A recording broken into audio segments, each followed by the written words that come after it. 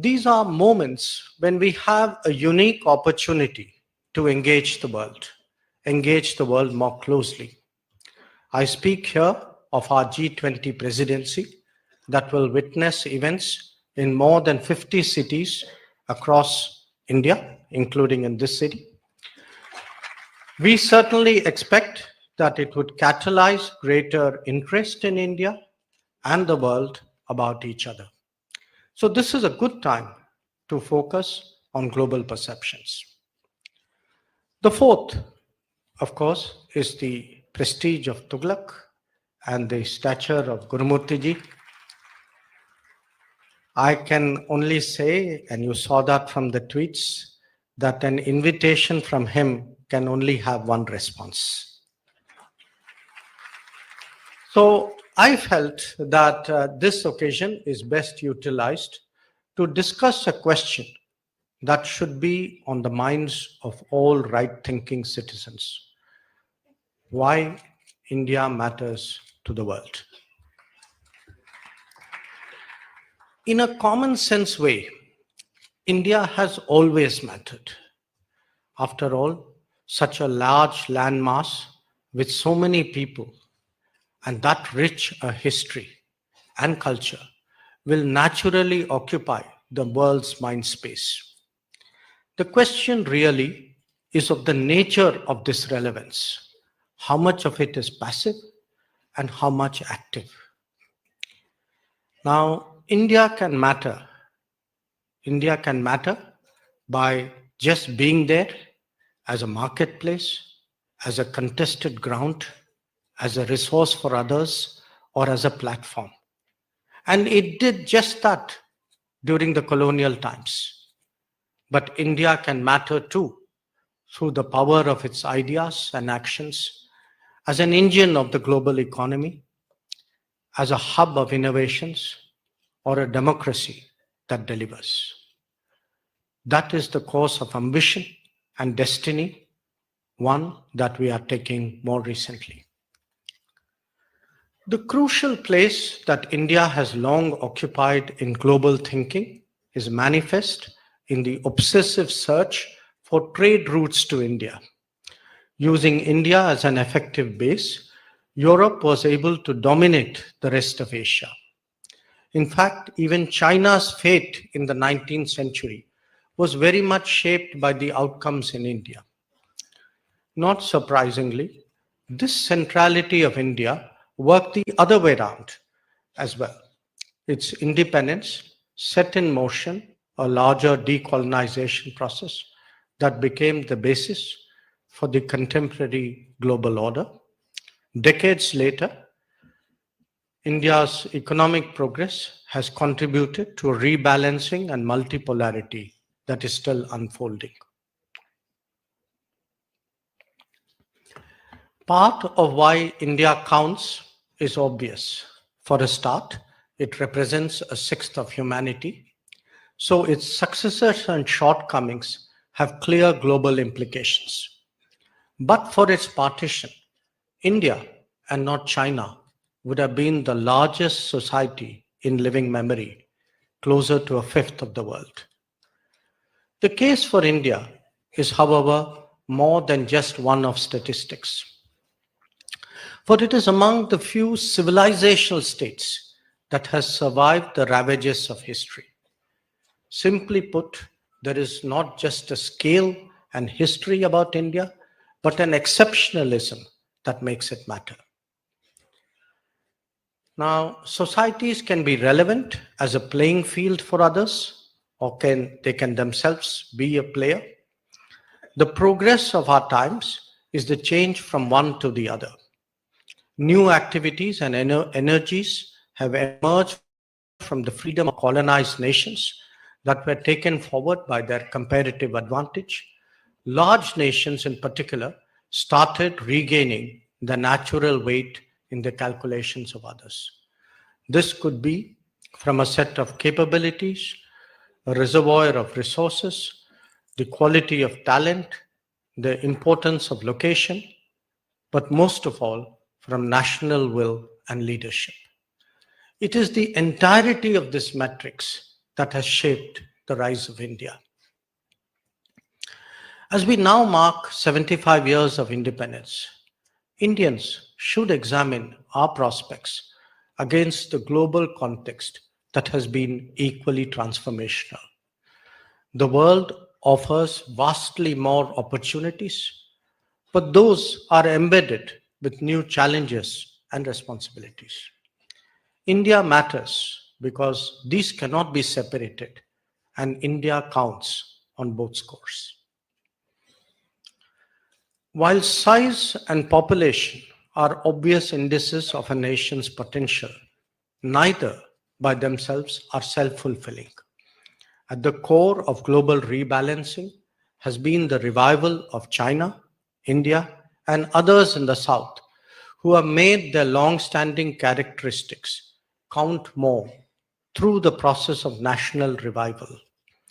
A key factor is the pace and nature of development, especially making it human-centric.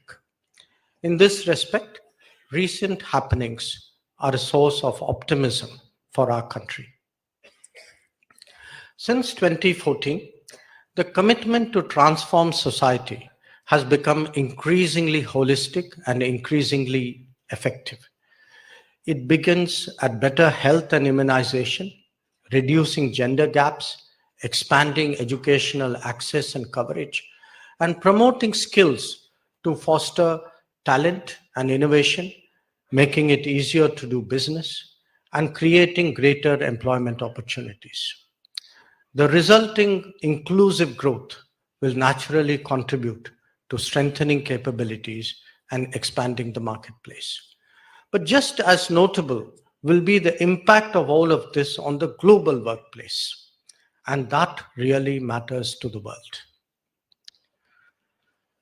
Because a knowledge economy really puts a premium on quality human resources.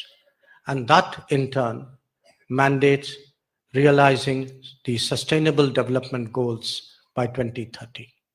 It is clear from the national campaigns initiated by the Modi government that these 17 SDG goals defined by the United Nations are indeed among the government's key objectives, even during the COVID period. And our delivery has been particularly effective as a result of the digital backbone that has been constructed. So take the JAM Trinity that has empowered millions of vulnerable by providing banking and digital services. For that matter, the expanding health coverage that demonstrates that this need not be a prerogative of the developed, or the Beti Bachao Beti Padhao scheme for girls' education that has had such a sweeping societal implication.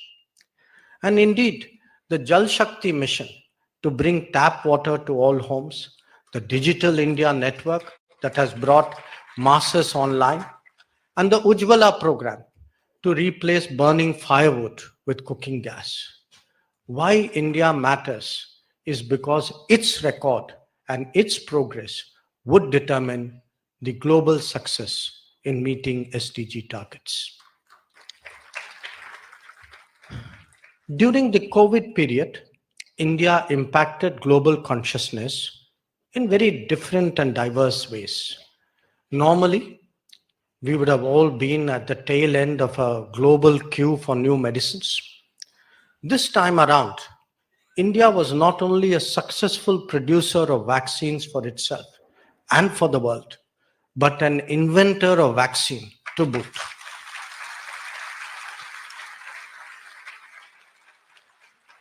Now, it's a different matter that some people try to run it down. But of course, the CoWIN platform, which enabled us to execute a 2 billion plus shot in the arm operation so smoothly, you know, what a contrast it was with many other parts of the world. Our solidarity was also expressed in providing vaccines to more than 100 partners worldwide, and medicines to more than 150 nations, including developed nations. There were other developments in the same period that were equally compelling These were developments at home, but sometimes because they are so close to home, we tend to take it for granted. That we could give food support to 800 million people during COVID. 800 million people, that is twice the population of the European Union. And financial assistance to over 400 million people. And that too without leakage. That is a huge statement about this India. The world is also watching today how our health, housing, microcredit, farmer support programs, all these are moving forward. Now, you might wonder why the foreign minister is talking about all this. But I am, because in my travels abroad, I've heard not just warm words for our generosity on medicines, on drugs, on other support, but interest and admiration about our technology-enabled governance. Many other leaders, many of my counterparts have told me they also have a leakage problem. Now, since there's only one Modi, I can tell them that you have to find the solution through technology. So India matters because India is today perceived as an exemplar by the global South. The value of India's human potential has also not always been recognized, even by many of us in the country itself. There are currently more than 32 million Indians and persons of Indian origin who are living and working abroad. So we have, in a sense, the largest diaspora in the world.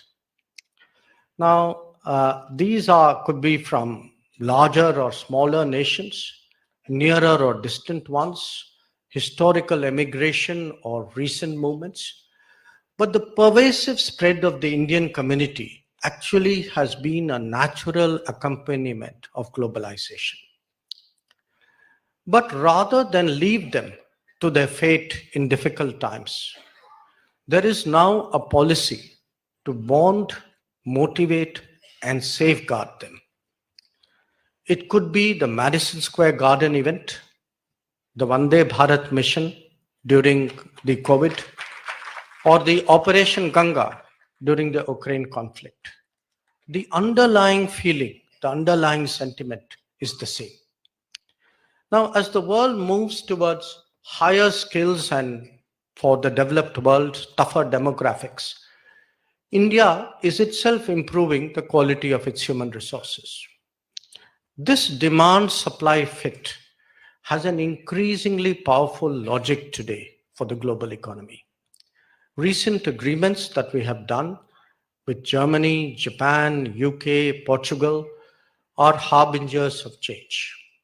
India matters because with each passing year, our human resources will be a bigger factor in the global workplace. Large nations, in particular, require deep strengths. If there has been a major shortcoming in our post-1992 performance, and we should be open about our shortcomings, it has been in the inadequacy of that level of capabilities. Contentment with corporate profitability overrode any commitment to create resilient domestic supply chains. That growth was insufficiently reflected in the expansion of employment should have itself been a warning signal to all of us. And remember, reform itself was conceptualized in narrow terms to actually serve a limited constituency. Today, the nation has shifted gears to upgrade the human resources chain as well as step up manufacturing and innovation, and thereby a new vista of prospects has opened up. The manufacturing of Apple products in our country is actually a very powerful statement in that regard. In different ways, our startups, the rollout of 5G technology when it happens, our space and drones capability, all these are illustrations of the change that Indian manufacturing, Indian innovation, Indian talent is going through. So India will matter only if it makes a greater contribution to global production and services. But fortunately, we are now on our way. National well-being has many facets, but national security is without question its basic foundation. All countries are tested in this regard, but we perhaps have had more than our fair share. These have ranged from insurgencies and wars to cross-border terrorism, especially terrorism. Our long-suffering approach had, however, created the danger of normalizing terrorism. That is why Uri and Balakot sent a much-needed message. On the northern borders, China is today seeking to change the status quo by bringing large forces in violation of our agreements. Despite the COVID, remember this happened in May of 2020. Despite the COVID, our counter response was strong and firm. These troops deployed in the thousands safeguard our frontiers in the most extreme terrain and the harshest weather. And it continues to this day. So India matters because the world sees that this is a nation that will not be coerced. It will not be coerced by anybody, and that it will do what it takes to ensure its national security. In India's case, geography has added to the case made by history of its relevance. The Indian peninsula has a visible centrality to the ocean that is named after it. There is a continental dimension as well. Without its active participation, no Trans-Asia connectivity initiative can really take off. The Indian Ocean is poised to assume today even greater geopolitical significance. How well India leverages its location is a considerable part of its relevance to the world. The more it influences, the more it participates, the more its global stock will rise. And if India's prosperity and progress serve as a larger lifting tide for the entire subcontinent, then this would be even more consequential. History may be a mixed blessing for most states, but making the most of it is nevertheless still a policy compulsion. In India's case, its 1947 partition not only reduced its stature, but also cut us off from proximate regions where we long enjoyed respect and influence. The graduation in recent years from look east into act east policy highlights the seriousness of connectivity and security interests in Southeast Asia. But it is also a very important step towards defining what is an extended neighborhood of India. In the last 8 years, a parallel effort has also been made with the Gulf to rebuild other long-standing associations that have been disrupted. After decades of limiting these ties to energy and immigration, India is working at creating a full spectrum relationship.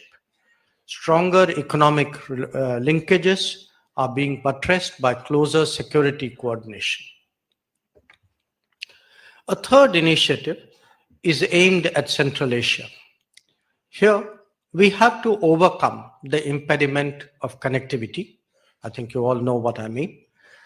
And because that is really the obstacle to, to leveraging what is such a visible cultural affinity for us. With regard to the sea space to our south, the 2015 Sagar Doctrine, which was announced by Prime Minister Modi, initiated a reach out to these islands whose future is so closely intertwined with India. Returning to history and recognizing our extended neighborhoods is another reason why India matters.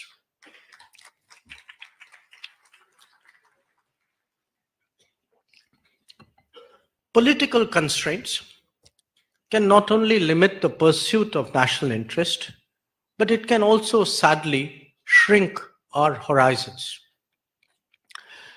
But in a more confident India, it is only natural that cultural legacies should once again start to regain salience.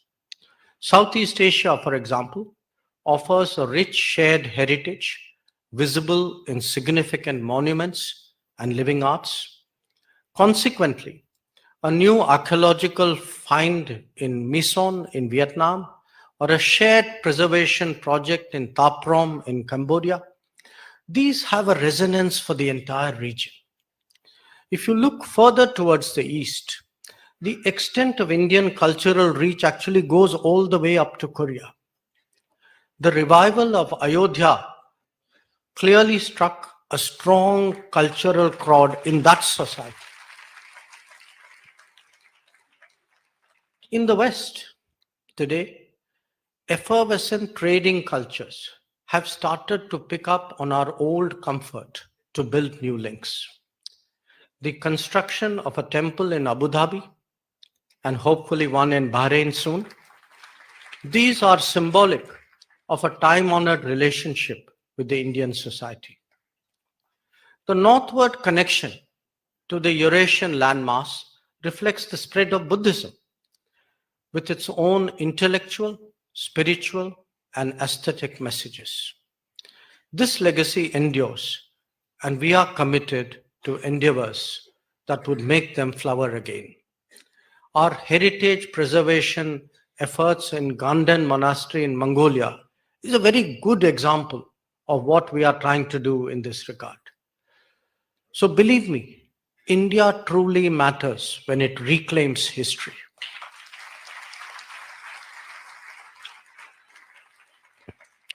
But you don't have to go back into the recesses of time. Even contemporary experiences offer us opportunities. The Indian contribution to the two world wars was very significant. In fact, to a point where it decided the outcome in some theaters. Over 1 million Indians participated in the First World War, and the bicycle troops of the Somme and the turbaned Indian troops entering the Jaffa Gate in Jerusalem. These were the most iconic images of that era. But it took Prime Minister Modi's presence at memorials like Neuve Chapelle and Haifa for the public consciousness about them to grow. The Second World War, in fact, saw 2.5 million Indians take up arms and make a critical contribution both on the battlefield and through logistical efforts. When the Indian military contingent marched through the Red Square in June 2020, this was a reminder of India's contribution to the eventual victory. The stabilizing role that the Indian military played in the aftermath of the war is no less significant. It is this tradition of global service that has since become the foundation for the country to emerge as a leader in United Nations peacekeeping operations. From that, India is now evolving into an effective first responder in regional crisis situations. India matters because it can make a real difference to global security. Because of its very uniqueness, India cannot be an easily replicable model, but it does offer experiences for others. The world recognizes both the singularity and the relevance of India's progress.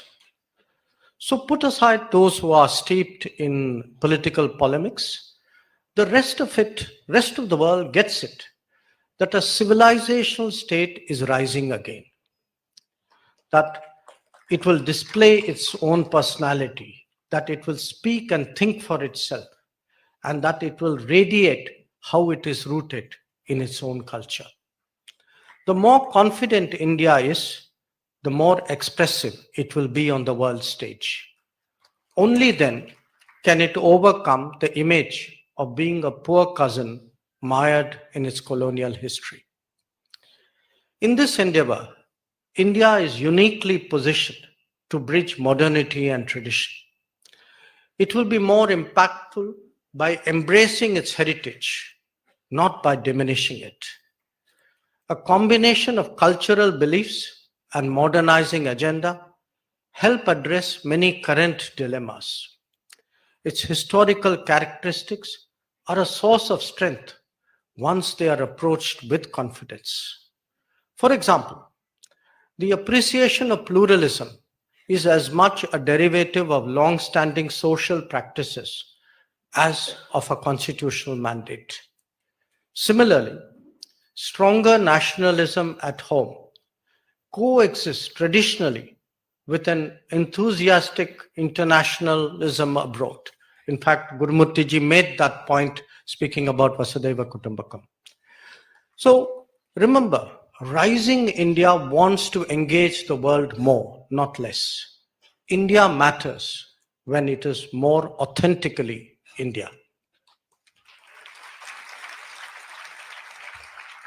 Given its growing political stature and economic abilities, India has to credibly also address the expectation that the world has of it. Neighbors would naturally like India to modulate its presence in their country as per their convenience. From the Indian perspective, it is not always easy to get the balance right. Doing too much looks too intrusive. Showing reticence can be taken as indifference, if not weakness. The optimal Indian strategy is therefore to rise above the day-to-day developments and create structural linkages. Those ingredients of connectivity, commerce, and contacts are the core of our neighborhood first approach. As its profile rises, Indian policymakers are also discovering that expectations are not confined to their immediate vicinity. The global south watches India's positions and its performance very carefully, drawing conclusions from both. In the last decade, a long tradition of South-South cooperation has developed into something much deeper. It captures domains where Indian capabilities have a direct relevance for the aspirations of Africa, of Latin America, and of Asia. Some of that has taken the form of development projects in energy, digital, manufacturing, education, or connectivity. That has been supported by exchanges of experience and best practices, including training. It is not just the immediate benefits of these endeavors that matter. They eventually help create more options. Especially since 2014, India has taken active steps to empower the global south. Lines of credit and grant assistance have been vehicles to execute socio-economic projects of varying levels in as many as 78 countries across the world. Unlike initiatives that have been driven by some others for extractive objectives, India's efforts are aimed at ensuring more self-reliance. And believe me, the partners really appreciate that. India matters to the global south because there are very few others who have taken such an approach.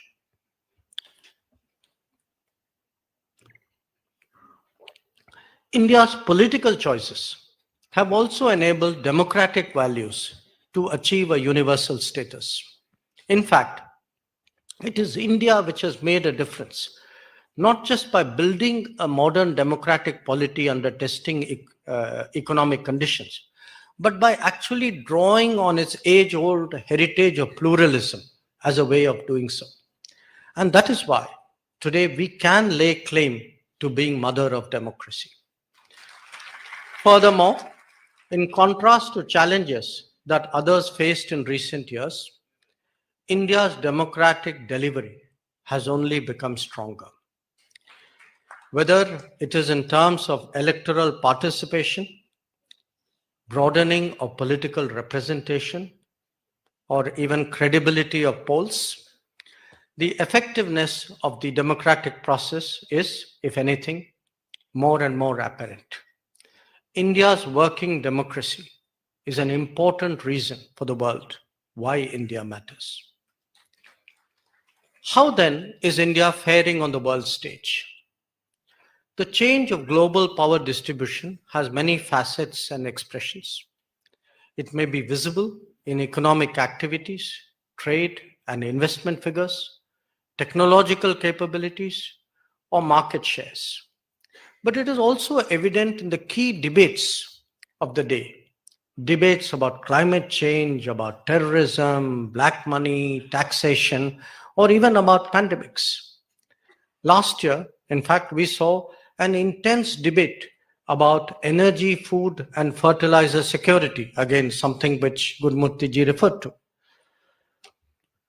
Now, India has emerged in all these issues as a much more influential voice, a voice that cannot be ignored anymore in any conversation across the world. Not just that, India has also been an energetic source of ideas and initiatives. Think about it. There was the International Solar Alliance, the Coalition for Disaster Resilient Infrastructure. These were the two big initiatives in the field of climate action. And now, in fact, last year, Prime Minister has proposed the Mission Life, which is how do we get the entire world to adopt an environmentally friendly lifestyle. And this year, again, at India's initiative, the UN has declared it as the International Year of Millets.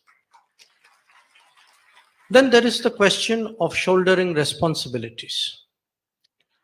Responsibilities that may go beyond our shores. The record of addressing human and disaster situations since 2014 has clearly established India as a first responder in the Indian Ocean and its littorals. And I want, since I'm here in Chennai, I want people to remember something which happened almost 2 decades ago, the 2004 tsunami. At the time of the 2004 tsunami, a lot of the Indian Ocean countries waited for help to come from elsewhere. Yes, India did its part, but the bulk of the efforts were American, they were Japanese, they were European. Today, actually, in the Indian Ocean, India is actually the first and primary responder, whether it is in Sri Lanka, Maldives, Myanmar, Mozambique, in fact, as far away as Fiji. So I think it's important for the citizens of India to appreciate that what India is saying, doing, and shaping today is a very powerful reason why it matters in the calculations of others.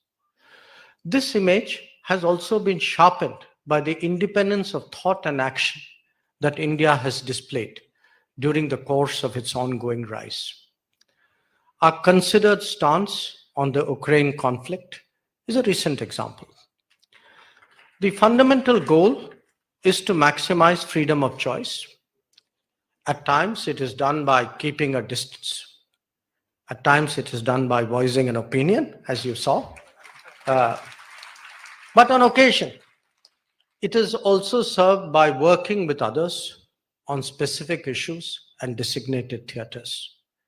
After all, why should we not take advantage of convergences with other powers to advance our own objectives? Joining and then taking forward the Quad is a very relevant example, because this has been one a very important diplomatic, I would say, initiative which has gathered momentum in the last 3 or 4 years. And here, it is very equally important not to allow other nations a veto on our choices and our thinking. The same willingness to work with other nations is also on display where this group called I2U2 is concerned. This is in West Asia, with Israel, with the United Arab Emirates, and with the United States. India today matters because our diplomacy is keeping pace with the changing world, and because the Modi government is prepared to take bold steps that further India's rise. This then brings us to increase, the issue of how to increase the weight and stature of India in international affairs. A nation that sets its house in order clearly counts for more in a global discourse. Now, some of that obviously pertains to the quality of governance. Some of it pertains to the development of capabilities. Progress in addressing long-standing vulnerabilities, such as in Jammu and Kashmir, is naturally welcome. Where our periphery is concerned, stronger structural linkages expand the space for India's activities. The extended neighborhoods that represent the next circle in all directions, including the maritime one, also need sustained attention. With the rest of the world, engaging all the major powers gives India the most advantage. At the same time, establishing a footprint in regions that may be more distant, less historically familiar to us, is equally important.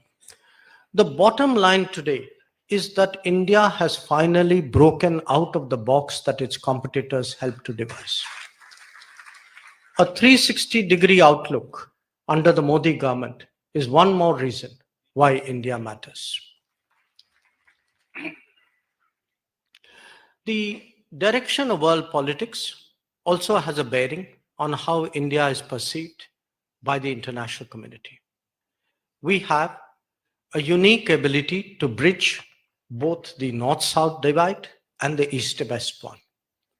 This has given us a particular value as we take over the G20 presidency. But if you look at other situations, other challenges, for example, in a more sensitive post-COVID environment, we have a great potential as a trusted source of technology. When it comes to diversifying production and supply chains, we could also be the beneficiary of the phenomenon of what today is called friendshoring. On the health front, our credentials, which were magnified during the COVID as the pharmacy of the world, have clearly been strengthened. Obviously, we have to do our part in terms of the infrastructure, the policies, the practices, to encourage the world to rely more on India. As an open society and a market economy with such a large reservoir of talent, India can add to the global engines of growth. At a time when the de-risking of the global economy is so important, this really matters. That India matters and will matter more with the passage of time can be convincingly asserted. Like so many other developments in politics and history, it must never be taken as a predestined.